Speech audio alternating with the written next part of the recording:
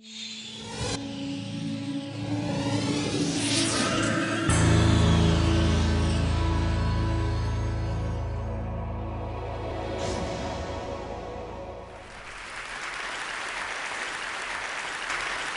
I'm going to do is to just give a few notes, and this is from a book I'm preparing called Letters to a Young Scientist.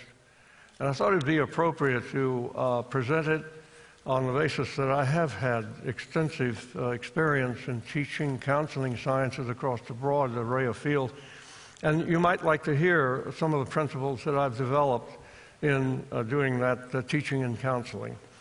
So let me begin by urging you, particularly you on the youngster side, on this path you've chosen, and to go as far as you can. The world needs you badly. Humanity is now fully into the techno-scientific age. There's going to be no turning back. Although varying among disciplines, say astrophysics, molecular genetics, immunology, the microbiology, the public health, to the new area of the human body as a symbiont, to public health, environmental science, knowledge in medical science, and science overall is doubling every 15 to 20 years. Technology is increasing at a comparable rate. Between them, the two already pervade, as most of you here seated realize, every dimension of human life. So swift is the velocity of the techno-scientific revolution, so startling in its countless twists and turns that no one can predict its outcome, even a decade from the present moment. There will come a time, of course, when the exponential growth of discovery and knowledge, which actually began in the 1600s, has to peak and level off, but that's not going to matter to you. The revolution is going to continue for at least several more decades. It'll render the human condition radically different from what it is today. Traditional fields of study are going to continue to grow, and in so doing, inevitably they will meet and create new disciplines. In time, all of science will come to be a continuum of description and explanation of networks of principles and laws.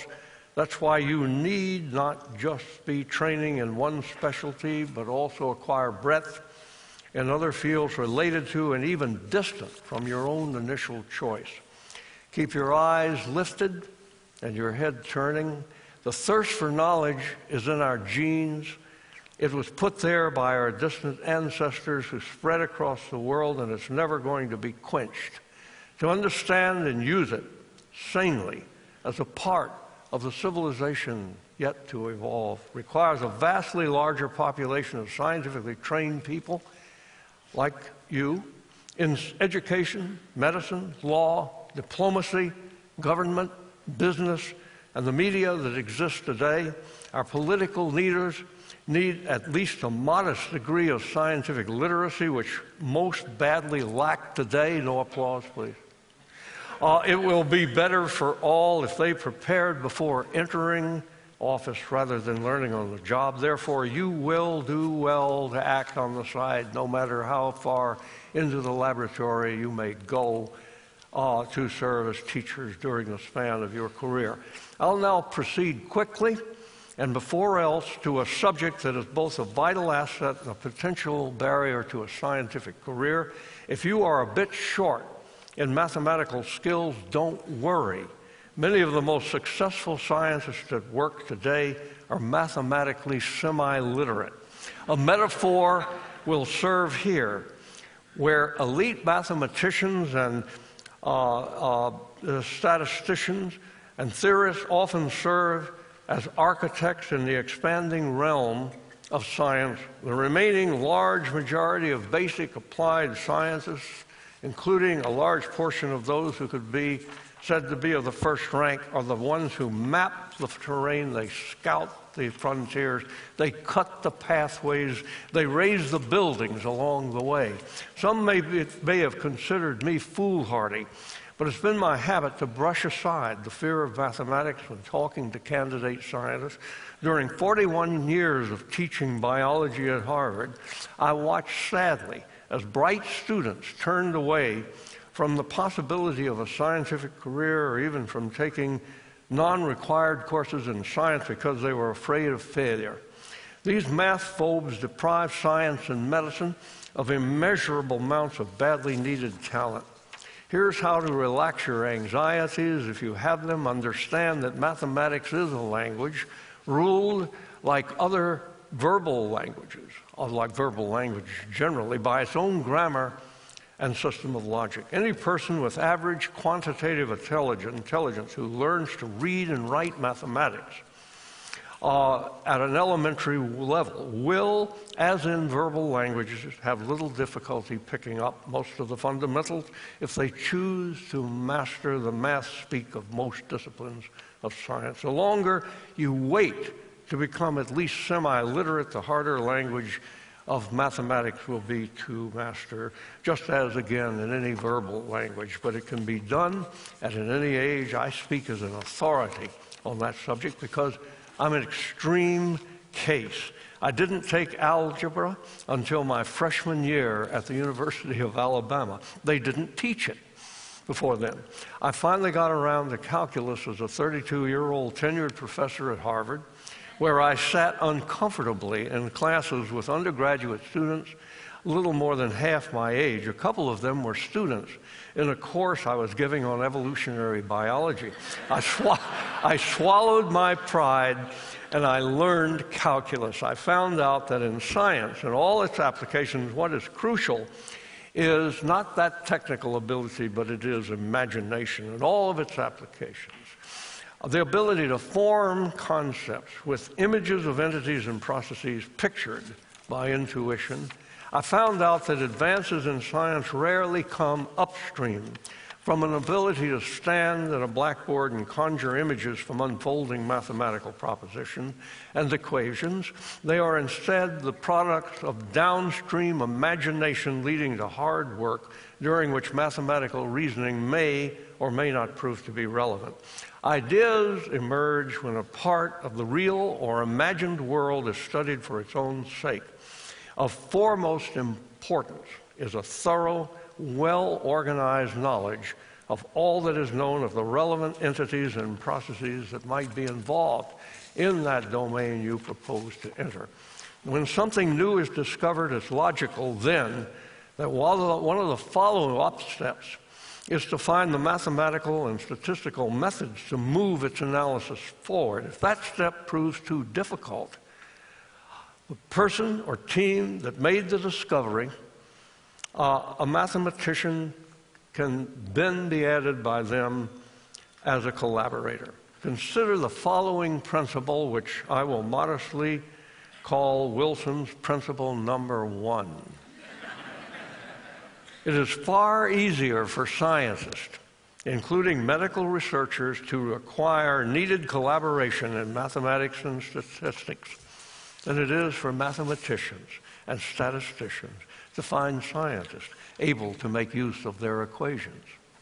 It's important in choosing the direction you take in science is to find the subject of your level, at your level of competence, that interests you deeply and focus on that. Keep in mind then Wilson's second principle. For every scientist, whether researcher, technician, teacher, manager, or businessman, working at any level of mathematical competence, there exists a discipline in science or medicine for which that level is enough to achieve excellence. Now, I'm going to offer quickly several more principles that will be useful in organizing your education and career, or if you're teaching, to how you might enhance your own teaching and counseling of young scientists.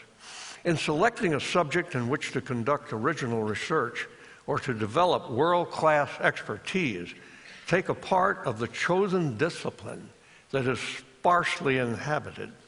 Judge opportunity by how few other students and researchers are on hand. This is not to de-emphasize the essential requirement of broad training or the value of apprenticing yourself in ongoing research to programs of high quality. It is important also to acquire older mentors within these successful programs and to make friends and colleagues of your age for mutual support. But through it all, look for a way to break out, to find the field and subject not yet popular. We have seen this demonstrated already in the talks preceding mine. There is the quickest way advances are likely to occur, as measured in discoveries per investigator per year. You may have heard the military dictum for the gathering of armies: march to the sound of the guns. In science, the exact opposite is the case: march away from the sound of the guns. So Wilson's principle number 3, march away from the sound of the guns, observe from a distance, but do not join the fray. Make a fray of your own. Once you have settled on a specialty and a profession you can love, and you've secured opportunity, your potential to succeed will be greatly enhanced if you study it enough to become an expert. There are thousands of professionally delimited subjects sprinkled through physics and chemistry to biology and medicine, and on then into the social sciences, where it is possible in short time to acquire the status of an authority. When the subject is still very thinly populated, you can, with diligence and hard work, become the world authority. The world needs this kind of expertise, and it rewards the kind of people willing to acquire it. The existing information and what you yourself discover may at first seem skimpy and difficult to connect to other bodies of knowledge. Well, if that's the case, good. Why hard instead of easy? The answer deserves to be stated as principle number 4. In the attempt to make scientific discoveries, every problem is an opportunity, and the more difficult the problem, the greater will be the importance of its solution. Now, this brings me to a basic categorization in the way scientific discoveries are made. Scientists, pure mathematicians among them, follow one or the other of 2 pathways. First, through early discoveries, a problem is identified and a solution is sought.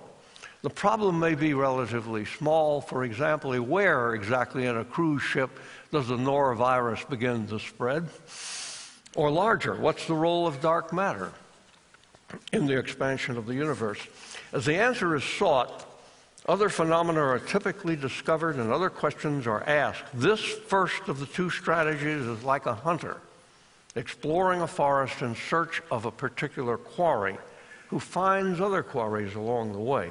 The second strategy of research is to study a subject broadly, searching for unknown phenomena or patterns of known phenomena, like a hunter in what we call the naturalist trance. The researcher mind is open to anything interesting, any quarry worth taking. The search is not for the solution of the problem, but for problems themselves worth solving. The 2 strategies of research, original research, can be stated as follows in the final principle I'm going to offer you. For every problem in a given discipline of science, there exists a species or entity or phenomenon ideal for its solution. And conversely, for every species or other entity or phenomenon, there exist important problems for the solution of which those particular objects of research are ideally suited. Find out what they are. You'll find your own way to discover, to learn, to teach.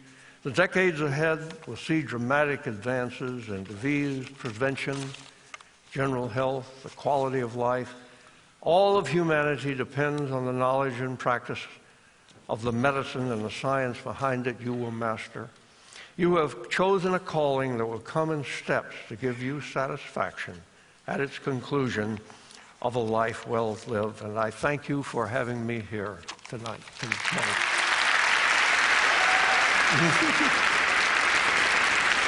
Oh, thank you. Thank you very much. Oh. Actually, too.